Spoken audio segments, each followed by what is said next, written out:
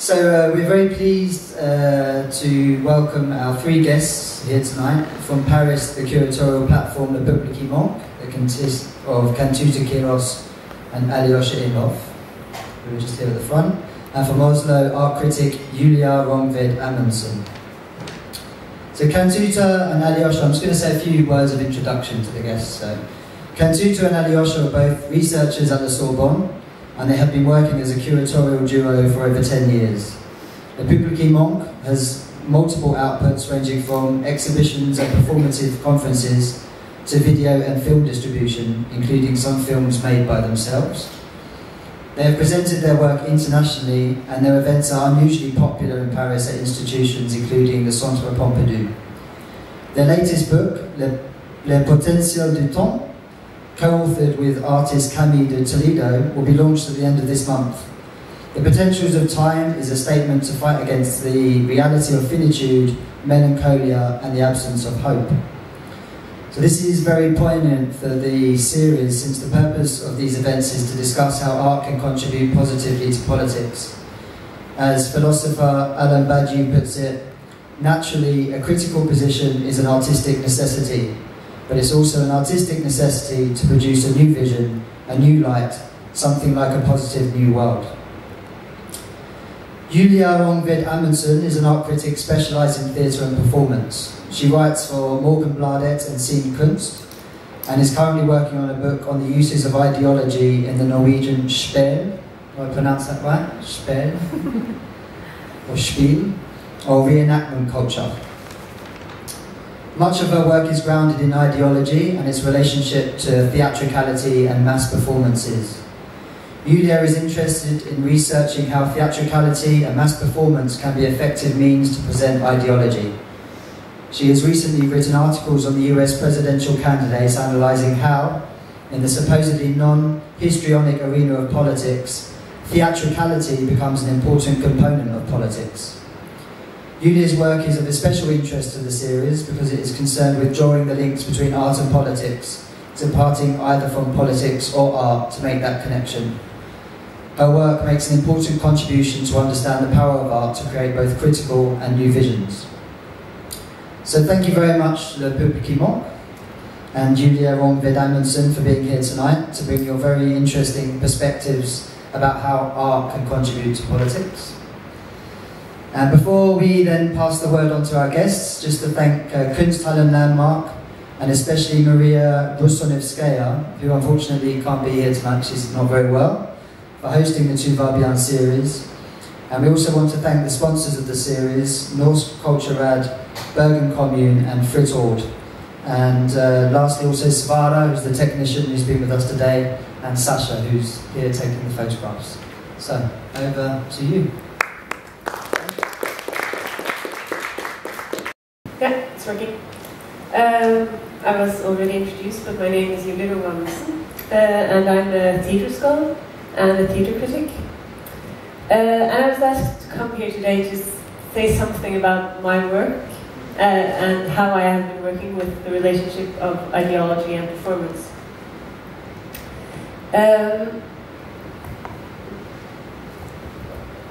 So I thought I would start where I started.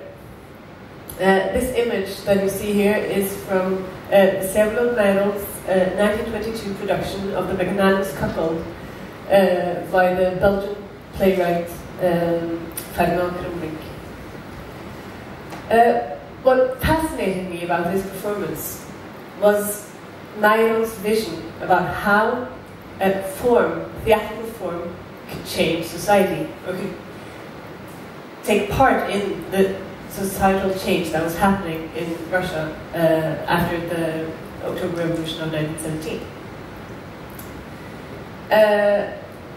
The play, which it is based on, is it's a comedic play about a man feeling jealousy. It has nothing to do with the politics of Russia. But Meyer felt that through revolutionizing aesthetics, it would also revolutionize society, or that these things were combined in some way, in a necessary way. And this fascinated me very much. And made me, as a young theatre student, believe that theatre could actually change something, and that the actual form was essential. So I became very interested in Russian and Soviet theatre, and for my master's thesis I went to Moscow. This image is not from the time I spent in Moscow in 2006. This is from this year. It's an official picture, official image from the Kremlin. And Putin is a little bit more bloated now because his use of Botox has increased the last 10 years. But a lot has not changed in Russia for the last 10 years. Putin is still in power, and he is still very eager to show how powerful he is. And this image is from this year's celebration of Victory Day, May 9th, which has become one of the biggest and most important official celebrations in Russia in post-communist times. Interesting enough, it was not celebrated in the Soviet Union because they celebrated May 1st, which was the International Workers' Day.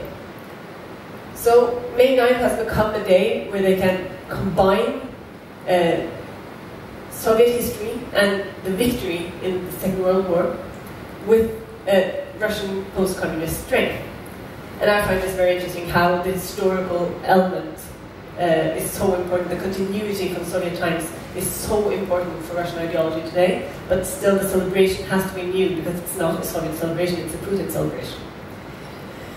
But what I was actually going to say was that I celebrated this day in Moscow in 2006, and it changed, or gave me some new perspectives of how to see ideology and theatricality, and how performance is important for the action, the communal actions of ideology. Because the day is a festive holiday, but it's all about Russian history. But the only way it gains this momentum is because people are celebrating. It's a communal action throughout. And to remember what I was going to say, I need to read something, because this being part of this celebration changed the way I saw ideology. From being a system of political utterances, ideology to me became an element in society, which is often structured narratively, telling us stories of our nation, our class, religion, or other group we may belong to. Ideology is desirable, presenting us with ideas we want to believe in, and it does not always matter whether or not we actually believe the stories to be true, as long as we want them to be. What I also then discovered is that ideology is connected to action, not only to storytelling, but to communal actions. This is why it is not always relevant whether or not the stories of ideology seem true to us, as long as we act as if they are. After there was several things, of course, but after this experience of the ideological festival, I became very interested in mass performances. And with mass performance, I don't actually mean much more than a performance or a theatrical event where a lot of people participate. But this took me to North Korea. And this image I have taken myself in the 2010, I don't remember, Arirang performance. The Arirang performance was first performed in 2002, and between 2007 and 2013 it was performed annually. And not just annually, but for a period of 2 months it was performed 4 times a week. 120,000 people perform every night. It's extreme. And being a witness to this was unlike anything I had ever experienced. But one of the things that surprised me the most was that it is an ideological performance. I mean, it's all about the grandeur and about the endearing leaders, both Kim Il-sung and Kim Jong-il. This was before Kim Jong-il died. But still, there weren't anybody in the audience. This is performed at the May 1st Stadium in Pyongyang. It's a huge stadium. So of course there were a lot of people in the audience, but compared to the size of the stadium and the people performing, there were relatively few people there. But of course there was, because it was performed 4 times a week for 2 months, and there's about 3 million people in Pyongyang. But what I afterwards understood was that it is, to a large degree, performed for visiting tourists. And it was first after the opening up for tourists in 2005 that it was performed as much as it is. So then I had to ask myself, why are we presented these images that are so ideological for the North Korean public? I'm not going to think anything better of Kim Il-sung by watching this. So what are they trying to communicate? Look, first of all, the North Korean public sees it as well. But then again, I was strengthened in my belief about the communal action, about being there, because it had a deep effect on me. Although I did not believe in Kim Il-sung, and I still do not. Of course I don't. The action of being there had some kind of effect. And it made me, maybe at least for a little while, forget that a lot of people are starving. And I think that's very, very interesting, how that event was communicated. And that the size of it was so important. That the feeling of the people performing, and although it's a great distance, like a physical distance between the people performing and us in the audience, because I mean, it's a stadium, you can think like at a ball game. And it was not, since there were so few people in the audience, well, we had no ability to feel connected as an audience.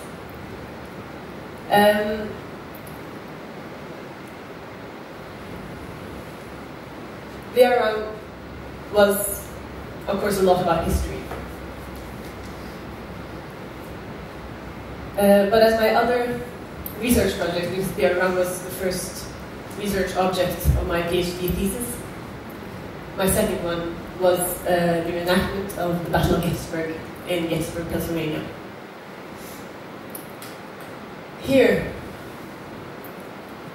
I met the ideology in a different way. It was very, very present, and we were asked to participate. After, in a different way. We were asked to sing. We had to sing the national anthem and God Bless America, and we had to pledge allegiance to the flag. And since I, as a Norwegian, felt strange pledging allegiance to the American flag, I tried not to, but after a while I just stood there, nodding my head. Because compared to the Iran, where there were so many tourists, I think my husband and I, and an Indian family that I saw one day, were the only tourists present. Just to say that it has different, it is a performance. The audience sits and sees it from a distance. But in addition to the 3 performances, the whole event lasts for 3-4 days, and it's there's 3 3 performances of battles that lasts for 20 minutes. So in addition to this, it's a whole festival with small reenactments and lectures and a lot of food. And I feel that that's very interesting to see the festival spirit and what I call ritualistic theatricality, the opening up of the ritualistic elements in the eating, drinking, laughing, playing, to see how important it is to play, to believe. As it was said in the introduction, I have recently started a project about the Norwegian spiel tradition. For those of you who are not acquainted with this tradition, it's a very popular Norwegian tradition with, it's not reenactments because there are written plays, but they are all outdoors. And a lot of them are about medieval times in Norway. There are spiels about different periods, but the most important period is medieval times and how Norway became a Christian nation, supposedly in 1030, which, if you read some history, that's not really true, but all the spiels are about that. What I find very interesting in this context about the spiels are that they are very, very religious. And that they are religious opens up for the ritualistic elements to become very, very important. Because in a secular society, religion doesn't play that big role in everyday life. It becomes an outlet for religion, for ritualistic feelings. And I say ritualistic and not ritual because they aren't really rituals. Not anthropologically, you can't call them ritual, but they are ritualistic. They resemble rituals and they use elements from rituals. And I think that doing this ideological expression, making this ideological expression, shows or something about how ritual is important for ideology. Last, I was also asked to say something about how this reflects my work as an art critic. This isn't actually a very good picture, but it is a picture from a performance by the Norwegian performance and multimedia artist Går Bra, which I saw in Trondheim at the Kunsthall Festival in 2013, which is called Work in Progress. It was played at the Trøndelag Center for Samtidskunst. And I loved that performance. And one of the things that I really like about it is that it is overtly political. I mean, it is about politics. It is a performance about the Norwegian election. And I saw it on Election Day 2013.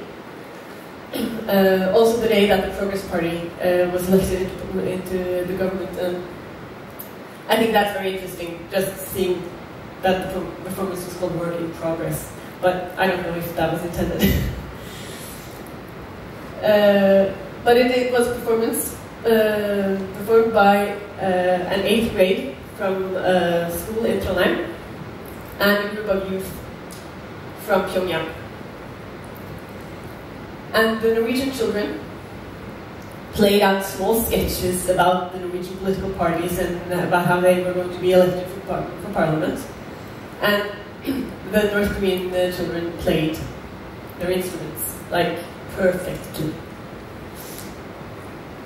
And to me, this became a very emotional performance about democracy, about what politics is. It was not political in that way that it went out to change anything or say that we want change. But it told us something about politics, and without making the North Koreans do anything else but play and being nice, it also gave this dimension about what democracy is not. And it opened to me a view that maybe I've had all the time, that ideology or politics is best presented when it is done silently, when it gives me an opportunity to think, when it gives me an opportunity to reflect on what is happening. What is politics anyway? What is ideology?